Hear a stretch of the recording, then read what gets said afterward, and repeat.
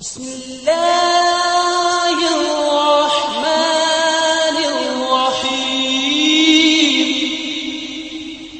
چاند کی گردش سے اور اس کی منازل سے حضرت انسان کو کچھ سمجھایا جا رہا ہے کہ جب تو پیدا ہوا تھا تو چاند کی طرح سارا زمانہ تیرا منہ دیکھنے آیا تھا، تو بھی اس وقت لوگوں کی توجہ کا مرکز بن گیا تھا اور پھر منازل طے کرتا رہا، اور جوانی کی دہلیز پر جب تم نے قدم رکھا اور تو بدر تمام ہوا، جب شباب کی بجلیاں تیری آنکھوں سے ٹپکنے لگی تو پھر تیری نظر کا خمار بھی کئیوں کے دل لوٹتا تھا، کئیوں کی نیندیں اچاٹ کر دیتا تھا۔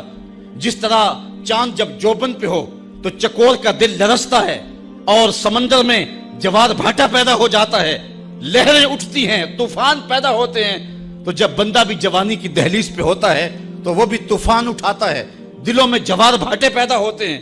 تو وہ لمحے بھی آئے کہ تو نے دلوں کی بستیاں اور دلوں کی دنیا پر ہلچل پیدا کر کے رکھ دی۔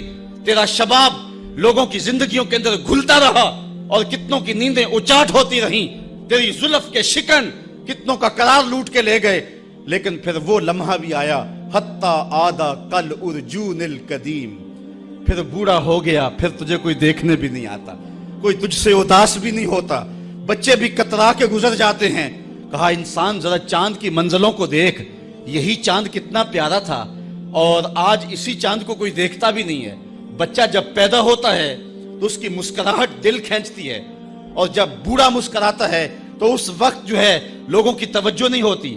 بچے کی زبان جو ہے وہ اڑ اڑ کے جب بولتا ہے تو اس کی توتلی زبان کا حسن دلوں میں نکھار پیدا کرتا ہے۔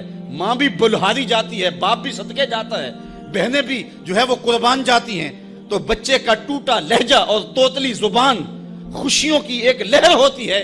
لیکن جب بڑھاپے میں فالج کی وجہ سے زبان میں لکنت آ جائے، اب توتلا پن پیدا ہو جائے، اب زبان اٹکنے لگے تو بچے بھی مذاق اڑاتے ہیں۔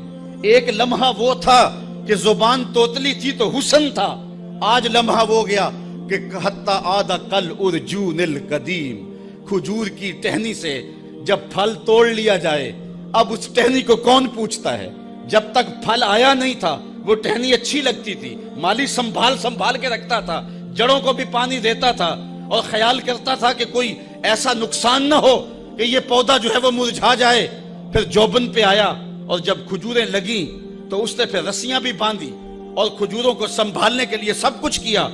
پھر جس دن اس نے اس ڈال سے پھل کاٹ لیا، اب وہ کھجور اجڑ گئی، اب اس کی وہ ٹہنی بے توقیر ہو گئی۔ انسان کی زندگی کا جب شباب لٹ جاتا ہے اور بڑھاپے میں جب وہ کسی قابل نہیں رہ جاتا تو پھر اس کی بھی یہ مثال ہے، حتی عادا کل ارجون القدیم، جیسے کھجور کی پرانی ڈال ہو۔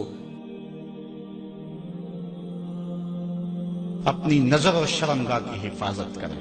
اس دور کا سب سے بڑا فتنہ یہ ہے کہ نگاہیں پاک نہیں رہی، نگاہیں غلیظ اور گندی ہو گئی، شرمگاہوں میں وہ تقدس نہیں رہا ہے۔ حضور علیہ السلام نے ارشاد فرمایا، من زنا زنیا بہی ولو بہی تانے دارے ہی، جس شخص نے زنا کیا یہ عمل اس کے گھر بھی لوٹے گا، اگرچہ اونچی اونچی دیواریں کیوں نہیں کر دیتا۔ یہ مکافات عمل ہے۔ گندم از گندم بروئت جو سے جو، از مکافات عمل غافل مشو۔ گندم بو گے تو گندم کاٹو گے، جو بو گے تو جو کاٹو گے۔ نظر کو تقدس دو، نظر کو پاکیزگی دو۔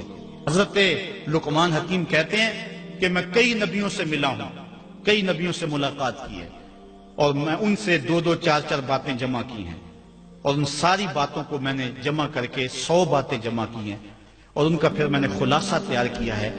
ان میں 8 باتیں الگ کی ہیں۔ ان 8 باتوں میں ایک بات یہ ہے، جب کسی کے گھر جاؤ تو نظر کو حفاظت میں رکھو۔ جس شخص کے مہمان بنو، جس کے گھر جاؤ، تمہاری نظر نہ بھٹکنے پائے۔ نظر اگر غیر محرم کو شہوت سے دیکھتی ہے، حدیث میں آتا ہے کل قیامت کے دن جہنم کی آگ سے بھر دی جائے گی، وہ سخت رسوا ہوگا۔ آج میڈیا کی آوارگی اور انٹرنیٹ پہ جو کچھ ہو رہا ہے، ٹیلی ویژن اور سینما جو بدتمیزی پھیلا رہے ہیں، اور موبائل پیکج جس طرح بے حیائی کو فروغ ہو رہا ہے، ہم اس کے خلاف پوری قوت کے ساتھ بند باندھیں۔ اپنی اولادوں کے ہاتھوں سے ناول چھین لو، ان کے ہاتھوں سے جو ہے وہ فلمیں چھین لو، ان کی خلوتوں پہ نظر رکھو اور ان کی حفاظت کرو۔ جس شخص کی نظر پاک نہیں ہے اس کے من میں طہارت نہیں آ سکتی ہے۔ دل پاک نہیں ہے اس کو جو ہے وہ باطن کا نور نصیب نہیں ہو سکتا. وائے قوم کشتائے تدبیر غیر، کار او تخریب خود تعمیر غیر. از حیا بیگانہ پیرانے کہن، نوجوانہ چوں زنا مشغول تن. کتنی حکمت والی بات کہی اقبال نے. وہ اپنے دور کا دکھڑا سناتا ہے، جس دور سے ہم گزر رہے ہیں اب تو عجیب حال ہو گئے. اقبال کہتا ہے یہ جو میرا دور ہے، جوان تو جوان رہے، بوڑھوں کی نظروں میں حیا نہیں رہا. از حیا بیگانہ پیرانے کہن، بوڑھے لوگوں کی آنکھوں میں بھی اقبال کہتا ہے حیا نہیں رہا. نوجوانہ چوں زنا مشغول تن، اور نوجوان عورتوں کی طرح اپنے تن کے ساتھ لگے ہوئے ہیں، اپنے تن کو سنوارنے میں ہر وقت کنگھی پٹی میں لگے ہوئے ہیں. یہ مردوں کا کام نہیں ہوتا، یہ دلیروں اور بہادروں کا کام نہیں ہوتا، یہ عورتوں کے وظیفے ہیں. در دل شاں آرزوہا بے ثبات، مردہ زائن از بطون امہات. ان کے دلوں میں آرزویں کوئی اور ہی ہیں اور ماؤں کے پیٹوں سے مردہ جنم لے رہے ہیں. دخترانے او بزلف خود اسیر، شوخ چشموں خود نماؤ خود دگیر.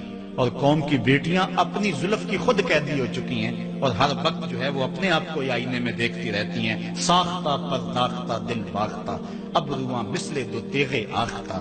وہ جو گھر کی رونق تھی، جو آبرو اور حیا کا دوسرا نام تھا، آج وہ دل پھینک قسم کی ہو گئی ہے. آہ قوم میں دل سے حق پرداختہ، مرد و مرگ خیش را نہ شناختہ. اقبال کہتا ہائے قوم کہ جو مر گئی اور اسے ابھی تک پتہ ہی نہیں چلا کہ میں مر چکی ہوں اور جینے کا سامان نہیں کرتی. حضور نے فرمایا ہر دین کی کوئی پہچان ہوتی ہے، میرے دین کی پہچان حیا ہے. اگر حیا نہیں ہے تو دین ہی نہیں ہے.